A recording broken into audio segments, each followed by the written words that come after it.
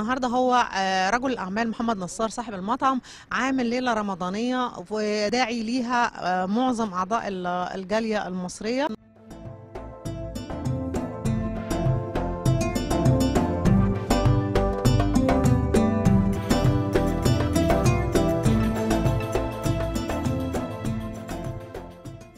اللي يهمنا هنا الجيل الثاني والثالث.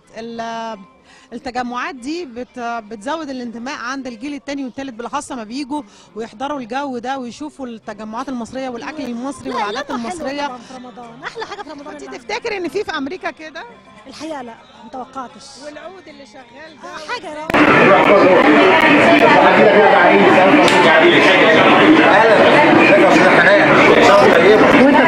رمتني طول عمرك كذاب ونسيت لما ست ورمتني في طريق كله عذاب. كلنا مع بعض فكله بيكمل بعض، اللي مش موجود التاني بيكمله يعني. وقادر على العيله دي؟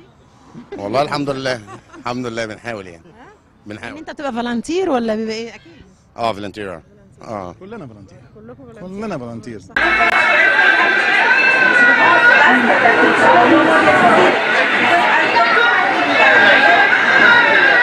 عليكم الصحة والعافية، وإن شاء الله يعم السلام على كل الوطن العربي. وعلى سوريا. وعلى سوريا أكيد، على بلد سوريا. تحيا سوريا. تحيا سوريا. وعاشت مصر.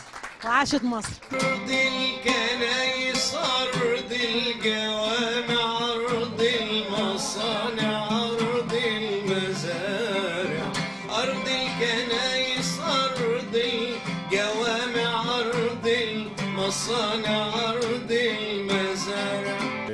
أتمنى أن أنا أشوف لقاءات مماثلة وكتيرة للمصريين مجمعين ومتجمعين دايما على طول إن شاء الله في الأيام المباركة دي.